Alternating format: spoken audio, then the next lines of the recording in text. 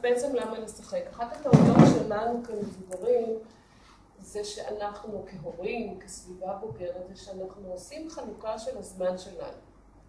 עכשיו עובדים, עכשיו לומדים, עכשיו משחקים. זה נחמד מאוד, זה לא תקף.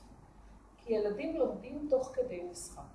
גם כשהילד משחק את המשחק שלו העצמאי, הספונטני, הלא מודרך, הלא מתווך, הוא לומד.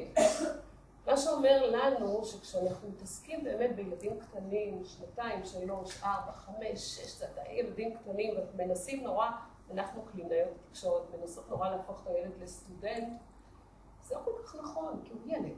אם הספקטרום של שנתיים, הוא ילד. וילד כדי שהוא ילמד צריך לעבור משהו חווייתי. זה שאני ואמא נורא רוצות שהוא ילמד משהו, זה לא יעזור. זה שהוא יחווה ויהנה ויבוא וירצה לבוא שוב, זה יתחיל לעשות למידה. זאת אומרת שהמשחק שלנו בעצם זה סוג של אסטרטגיה. אנחנו משחקים איתו במטרה ליהנות, אבל תוך כדי זה הוא לומד. המשחק שלנו מפתח אצלו קוגניציה, טעים. המשחק מפתח אצלו התייחסות רגשית, עם כל הקושי בעניין, התייחסות רגשית. המשחק בוודאי, בשלב מסוים מתחיל לדבר, להתמקד על תקשורת.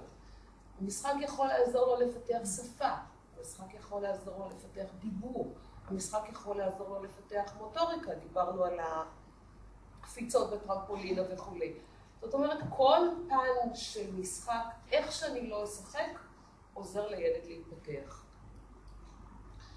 אז מה בעצם כשאנחנו מסתכלים על משחק, מה יש במשחק? עוד כל כיף. משחק זה סוג של הנאה.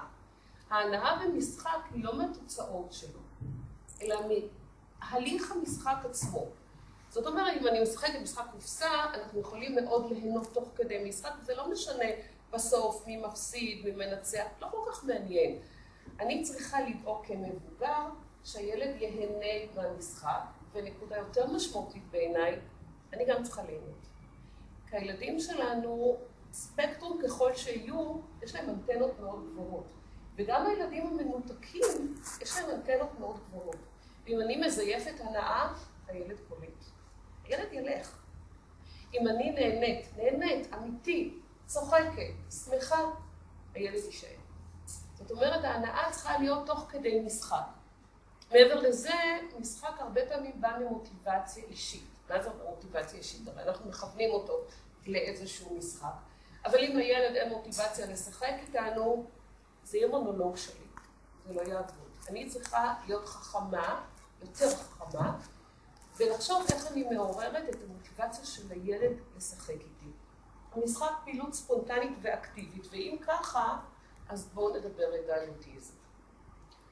כשילד מסדר קוביות בשורה, או מערים קוביות, או מסדר מכוניות בשורה, או מגלגל גלגלים, האם זה עומד בקריטריונים של משחק? אפשר לבדוק את זה. זה ספונטני? ספונטני. הוא נהנה מזה? הוא נהנה מזה. זה משרת לו צרכים, זה לא משנה.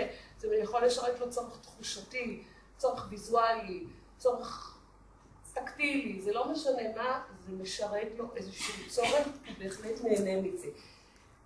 לא בהכרח המשחק הזה כולל תקשורת.